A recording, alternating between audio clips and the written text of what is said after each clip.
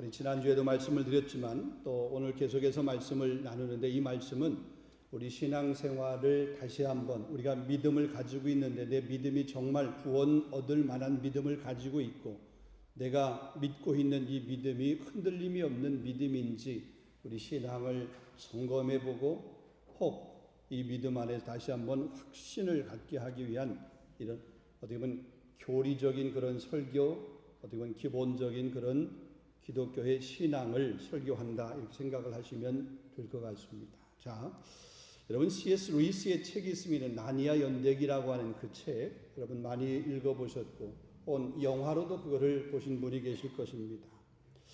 그 나니아 연대기로 만든 영화를 보게 되면 네 남매 중에 한 명인 에드먼드가 자기의 욕심 때문에 자기 가족을 배신하는 그런 모습이 있습니다. 마녀의 달콤한 유혹에 넘어가서 형제를 속이고 마녀 편에 서게 됩니다. 그 결과 그는 사형 선고를 받게 됩니다. 그 나라의 법도가 배신한 사람은 반드시 죽여야 되는 것이 그 나라의 법이었습니다. 법은 공정합니다. 예외가 있을 수 없습니다. 에드먼드는 잘못한 것입니다. 변명할 수 없습니다. 누가 봐도 그 책임은 자기의 것입니다. 자기가 잘못한 것, 자기가 배신한 거기 때문에. 그런데 그때 사자 아슬란이 등장을 합니다. 아슬란은 그냥 단순한 사자가 아닙니다. 크고 위험 있는 사자입니다. 그 나라를 창조한 존재이고 왕이고 선과 정의의 기준이 되는 그 나라의 진짜 왕입니다. 근데 이 아슬란이 조용히 마녀와 만나서 이야기를 나눕니다. 그리고 자신이 그 법대로 그 법을 자기가 감당하겠다라고 그렇게 이야기를 나눕니다. 그리고 그 다음날 밤 아무 말 없이 사람들이 보는 앞에서 에드먼드를 대신해서 돌 제단 위에 올라갑니다. 그리고 결박을 당합니다. 조롱을 당합니다. 모욕을 당합니다. 그리고 결국에는 죽임을 당하게 됩니다. 여러분, 왜요? 여러분, 에드먼드 그가 착해서 그렇습니까? 아닙니다. 그는 배신자입니다. 자기 만족을 위해서 형제를, 가족을 속인 그런 사람입니다. 그런데도 아슬란은 그를 대신해서 자기가 그 법에 의해서, 그 법도에 의해서 대신 죽음을 당하는 겁니다. 왜 그랬을까요? 그를 사랑하기 때문에. 죄의 대가는 반드시 치러져야 됐기 때문에 그렇습니다. 정의가 무너질 수 없기 때문에 그렇습니다. 배신자를 살리기 위해서, 그 죄인을 살리기 위해서 누군가는 대신 죽어야 했기 때문에 그렇습니다. 영화 이 장면에 나올 때 많은 사람들이 그 장면 앞에서 그 장면을 보면서 눈물을 흘립니다. 단지 왕이 대신 죽는 장면이 슬퍼서, 혹은 그 죽는 그 장면 안에, 그 순간에 음악이, 감동적인 음악이 이렇게 나오기 때문에 그래서 많은 사람들이 감동해서 눈물을 흘리는가? 결코 그렇지 않습니다. 대신한 사랑 때문에 그렇습니다. 그 사랑은 계산이 없는, 계산을 넘어서는 사랑이었습니다. 또 그 장면에서 우리 자신의 모습을 보기 때문에 그 장면을 보면서 많은 사람들이 눈물을 흘립니다. 여러분, 영화 속에 보면 죽는 장면이 많이 있습니다. 전쟁 영화에도, 혹은 범죄 영화에도, 심지어는 드라마에도 이 희생의 장면, 죽음의 장면들은 많이 있습니다. 그런데 이 아슬란이 제단 위에서 죽는 장면은 다른 영화에서 볼 수 있는 그런 죽음의 장면, 죽음의 그 감동하고는, 죽음의 그 모습하고는 너무나 다르게 다가옵니다. 왕이 말없이 걸어가서 그 자리에 누웠습니다. 저항하지도 않았습니다. 변명하지도 않았습니다. 자기를 설명하지도 않았습니다. 마치 털 깎는 자 앞에서 잠잠한 그런 양처럼 그렇게 스스로 그 죽음을 선택한 겁니다. 오늘 본문에서 예수님은 이렇게 말씀합니다. 나는 선한 목자라. 선한 목자는 양을 위하여 목숨을 버리거니와. 아슬란의 죽음은 예수님의 십자가를 상징적으로 보여줍니다. 이 아슬란은 그냥 영화 혹은 이렇게 책 그 속의 왕입니다. 그러나 예수님은 실제 역사 속에서 우리를 대신 십자가를 지시고 십자가에서 죽으신 그런 분이십니다. 여러분, 양은 연약합니다. 자주 길을 잃습니다. 때로는 겁이 많습니다. 고집도 셉니다. 쉽게 넘어지기도 합니다. 목자를 실망시키기도 합니다. 그런데 그런 양을 위해서 목자가 대신 죽었다는 겁니다. 왜 그렇습니까? 사랑 아니고는 다른 그 어떤 것으로 설명할 수 없지 않습니까? 대신 죽음으로 인해서 본인에게 무슨 이득이 있습니까? 우리가 세상에서 누군가를 대신해서 내가 그 죄에 대한 대가를 내가 대신 담당한다라고 그러면 그것으로 인해서 얻는 이득이 우리에게는 세상 가운데서는 있을 수 있습니다. 그렇다라고 해도 다른 사람을 대신해서 죽는 그 죽음을 선택하는 그런 사람은 없습니다. 그런데 예수님은 그 죽음을 선택한 것이죠. 무엇으로 설명하겠습니까? 우리를 사랑하지, 사랑 말고 다른 그 어떤 것이 그 예수님의 죽음 앞에 있을까요? 그 사랑은 단순한 감정이 아닙니다. 언약이기 때문입니다. 그 언약의 사랑이기 때문입니다. 여러분, 그 사랑이 어떤 사랑인지 오늘 이 본문의 말씀을 통해서 좀 더 함께 같이 풀어갔으면 좋겠습니다. 자, 첫 번째입니다. 하나님은 약속하신 대로 친히 목자로 오셨습니다. 여러분, 요한복음 10장은 단순한 그냥 비유가 아닙니다. 이 말씀은 구약의 말씀, 그 구약에 예언되었던 말씀, 구약에 약속되었던 그 말씀이 성취된 그런 장면입니다. 구약에서 하나님은 반복해서 자신을 목자라고 하는 그런 표현을 사용하였습니다. 우리가 잘 아는 것처럼 시편 23편 1절 말씀 보면 여호와는 나의 목자시니 내게 부족함이 없으리라. 여호와를 목자라고 했습니다. 목자. 시편 80편 1절 말씀 보면 요셉을 양떼같이 인도하는 이스라엘의 목자여 길을 키우리소서. 목자라는 표현. 이사야서 40장 11절 말씀 보면 그는 목자같이 양떼를 먹이시며 어린 양을 그 팔로 모아 품에 안으시며 젖먹이는 암컷들을 온전히 인도하시느니라. 여기 목자라는 표현을 사용했습니다. 근데 에스겔서 34장에 보면 하나님은 이스라엘의 지도자를 책망하고 있는 모습을 볼 수 있습니다. 너희 목자들이 양을 먹이지 아니하고 자기를 먹이는도다. 그 흩어진 양을 찾지 아니하는도다. 그러면서 책망하는 모습을 보게 됩니다. 이 에스겔 34장에 있는 이 목자는 이스라엘의 영적인 지도자, 정치적인 지도자를 의미합니다. 그 영적인 지도자, 정치적인 지도자들이 그 양떼를 찾지도 않고 양떼를 먹이지도 않고요. 양떼가 지금 흩어졌는데 흩어진 그들을 돌보지도 않는 이런 모습, 그 모습을 책망하고 있는 모습을 보게 됩니다. 백성들을 보호하지 않았습니다. 약자를 돌보지 않았습니다. 영적으로 그들을 바르게 양육하거나 가르치지 않았다는 겁니다. 오히려 자신들의 권력과 이익만을 챙겼다라고 그렇게 책망을 하고 있죠. 그러면서 하나님이 이렇게 말씀합니다. 에스겔 34장 11절에서 15절에 보면 주 여호와께서 이같이 말씀하셨느니라. 나 곧 내가 내 양을 찾고 찾되 목자가 양 가운데서 있는 날에 양이 흩어지면 그 때를 찾는 것 같이 내가 내 양을 찾아서 내가 친히 그들의 목자가 될지니라. 내가 찾는다. 내가 찾고 또 찾되 그래서 내가 그들의 친히 목자가 되겠다라고 그렇게 말씀한 거죠. 그렇게 약속한 거죠. 우리 본문 요한복음 10장 바로 앞에 요한복음 9장에 보면 예수님이 어느 날 맹인되었던 사람을 고쳐주게 됩니다.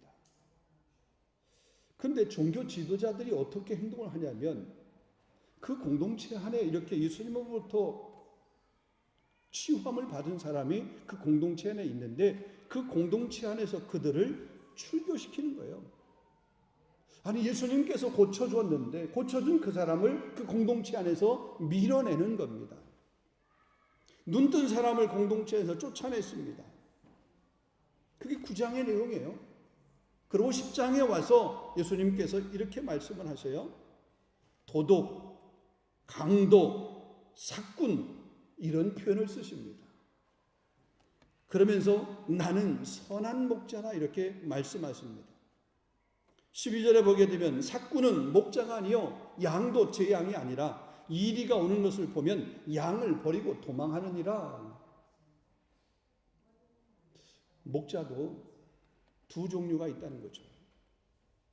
양을 사랑해서 양을 지키고 양을 돌보고 양을 먹이는 그런 목자가 있고 삭슬 받기 위해서 일하는 그런 목자가 있다는 겁니다. 근데 겉으로 보면 비슷합니다. 둘 다 양을 이렇게 돌보기 때문에 상징적인 그런 지팡이를 목자는 가지고 있습니다. 또 둘 다 양무리 가운데 있습니다. 그러나 차이는 분명합니다. 평상시는 모르는데 위기 때가 오면 그 차이가 드러납니다. 이리가 오면 선한 목자는 양 앞에 서서 그 이리를 물리치려고 양을 보호하기 위해서 그 이리를 물리치려고 양 앞에 섭니다. 그러나 사꾼은 먼저 자기가 살아야 되겠다고 자기 살 계산부터 먼저 합니다. 양은 관계없습니다. 양은 관심 없습니다. 양은 돌보지 않습니다. 알아서 자기들이 피하겠지, 알아서 자기들이 숨겠지 이런 생각이죠.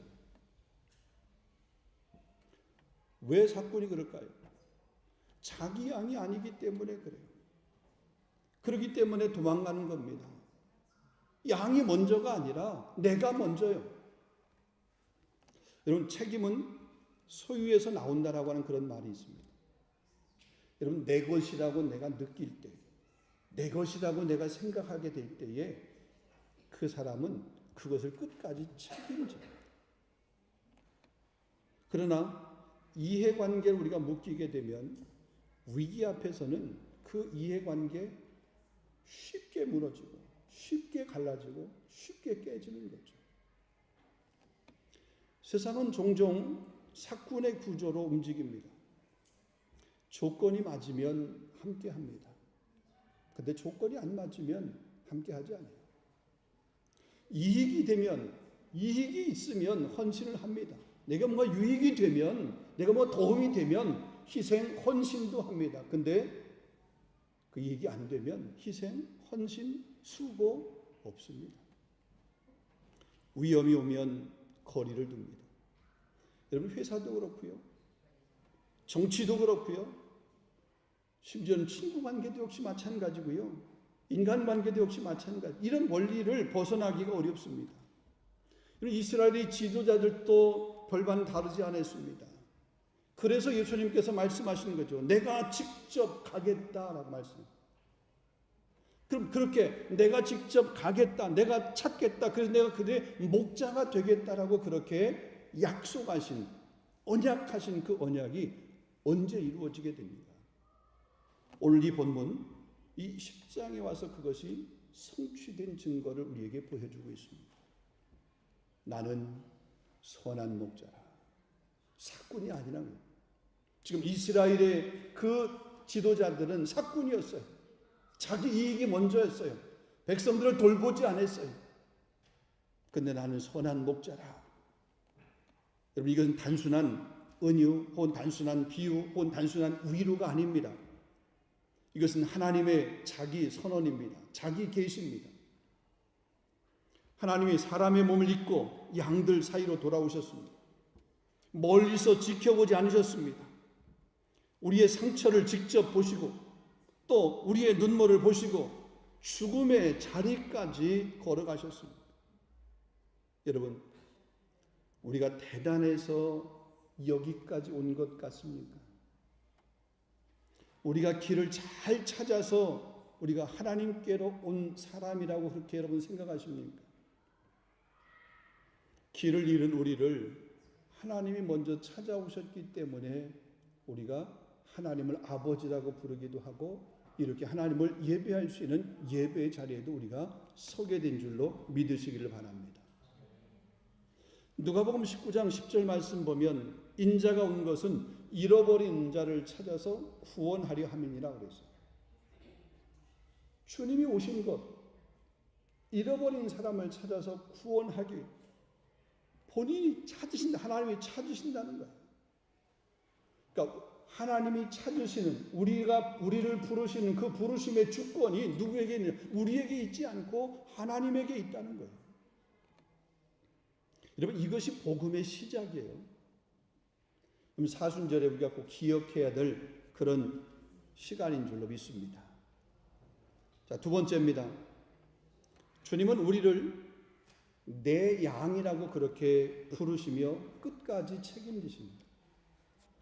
본문 14절을 보면 예수님은 자신을 선한 목자라고 소개하면서 이렇게 말씀합니다. 나는 내 양을 알고 내 양도 나를 안다. 다시 한번, 나는 내 양을 알고 내 양도 나를 안다, 이렇게 말씀하십니다. 여기서 안다라고 하는 말이 대단히 중요합니다. 헬라어 원어에 보면 이 안다라고 하는 말이 기노스코라고 하는 말입니다. 그냥 이론적으로 상식적으로 그렇게 안다, 이게 아닙니다. 단순한 정보가 아닙니다. 인격적이고 경험적으로 아는 것을 말합니다. 단지 이름만 아는 것, 우리가 프랑스 대통령, 마크롱 대통령 막연하게 그렇게 이름만 아는 것, 그런 것이 아니라 실제 만나서 경험해보고, 그래서 그 사람의 인격이 어떻고, 그 사람의 성품이 어떻고, 그 사람의 언행이 어떻고, 그 사람의 삶이 어떻고, 이런 것들을 경험적으로 아는 것, 그걸 말하는 거죠. 그러니까 예수님께서 우리를 안다라고 그럴 때 그 안다라고 하는 것은 그냥 단순하게 형식적으로 이름, 노현종, 이름, 그걸 안다는 게 아니에요. 노립사님의 그 정체성 그 자체, 전 존재, 그걸 다 아는 거예요. 과거부터 현재, 미래까지의 전 존재의 모습들을 아는, 그게 기노스코, 안다라는 거예요. 그 하나님을 우리가 안다라고 그래요. 나도 나를 잘 모르겠는데 하나님이 나를 아신대, 주님이 나를 아신대. 그 알미 단순한 알미 아니래요. 우리를 그렇게 아시는 그 하나님이 때를 따라 우리의 삶에 필요한 것 채워주시고 공급해 주실 줄로 믿습니다. 그분이 우리 주님이에요. 예수님은 그냥 양들이라고 그렇게 말하지 않았어요. 내 양이라고 그랬어요. 내 양. 이것은 뭐예요? 소유적인 언어잖아요. 선택의 언어입니다. 요한복음 6장 37절 말씀에도 보면 아버지께서 내게 주시는 자는 다 내게로 올 것을, 아버지께서 내게 주시는 자, 소유의 개념입니다. 요한복음 10장 29절에 보면 그들을 내게 주신 내 아버지는 만물보다 크시다 그랬습니다. 그러게 우리가 우연히 구원받은 게 아니에요. 여러분, 우연히 삼일장로교에 나오시는 것이 아니에요. 우리는 우연이라고 생각할 수 있고, 우리는 그냥 어쩌다가, 아니라는 거죠. 하나님의 영원한 계획 속에 주어진 존재가 바로 저와 여러분, 우리라는 거예요. 아멘. 그래서 로마서 8장 29절에서 30절 말씀 보면 하나님이 미리 아신 자들을 또한 그의 아들의 형상을 본받게 하기 위해서 미리 정하셨습니다.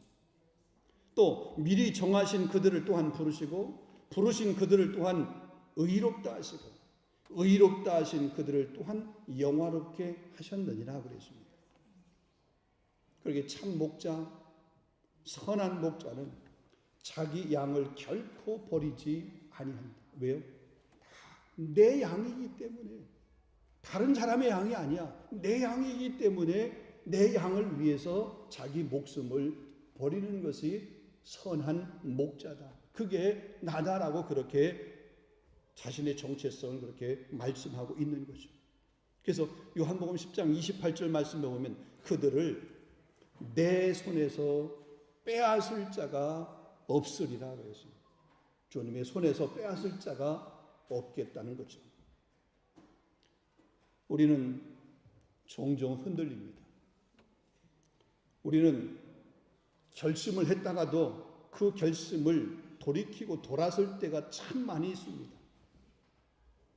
우리 약해질 때가 참 많이 있습니다. 강한 것 같은데 약해질 때 참 많이 있습니다. 그러나 목자의 손, 우리를 붙들고 있는 그 목자의 손은 결코 흔들리지 않습니다.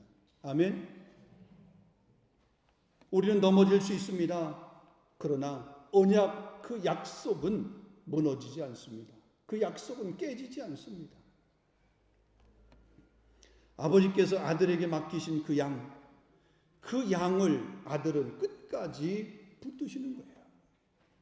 여러분, 그것이 우리가 예수 믿음으로 말미암아 구원받은 하나님의 자녀가 된 것에 대한 안전. 마지막 세 번째입니다.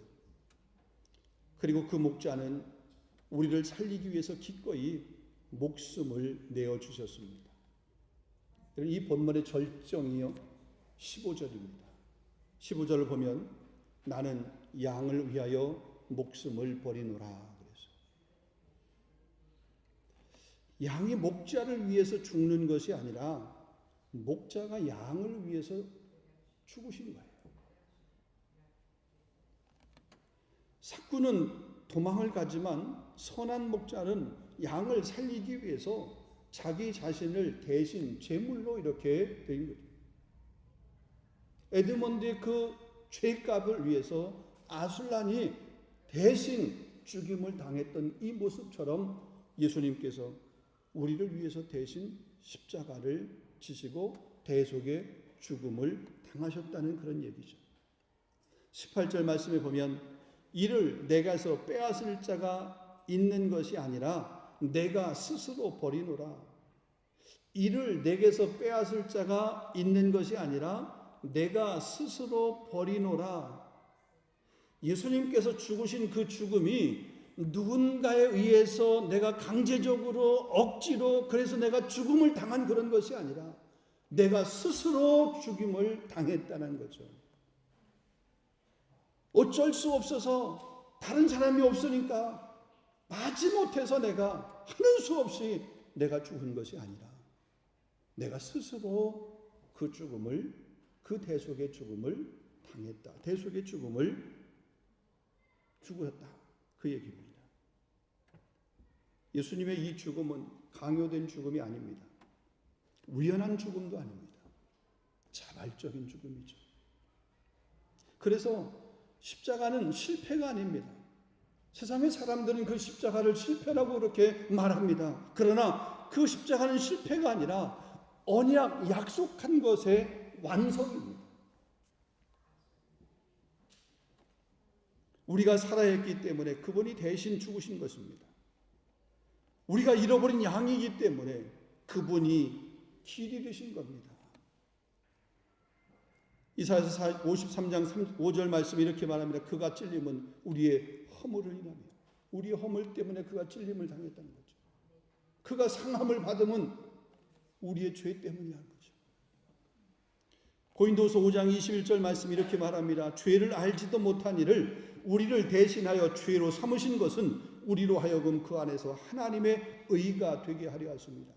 죄 없으신 그분이 우리를 대신해서 죽으신 것입니다. 하나님 안에서 우리를 의롭게 하기 위해서, 우리를 구원하기 위해서 그분이 대신 죽으셨다. 베드로전서 2장 24절에 이렇게 말합니다. 친히 나무에 달린 그 몸으로 우리 죄를 담당하셨느니라 그랬습니다. 그리고 요한복음 10장 10절 말씀의 유명한 말씀입니다. 내가 온 것은 양으로 생명을 얻게 하고 더 풍성히 얻게 하려는 것이라. 주님의 오심이 바로 그렇다는 거죠. 주님의 오심, 그 주님의 죽으심이 바로 이런 언약의 죽으심, 언약의 사랑이라는 거죠. 그래서 십자가는 끝이 아닙니다. 십자가는 생명의 시작입니다. 이것이 목숨을 내어주는 언약의 사랑입니다. 저와 여러분, 이 사랑을 받은 사람인 줄로 믿습니다. 이 사랑 안에 거하는 사람인 줄로 믿습니다. 여러분, 이게 믿음이에요. 이 믿음이 흔들리면, 아니 이 믿음이 아직 없으면 여러분 자신을 깊이 한번 고민하고 생각을 해봐야 돼요. 이게 복음이에요. 하나님이 예언된 말씀, 그 언약의 말씀, 약속되었던 그 약속의 말씀이 그냥 허공에 날아간 것이 아니라 그 약속의 말씀이 성취되었어요. 그 성취됨이 어떤 걸 통해서? 당신의 몸을 내어줌을 통해서.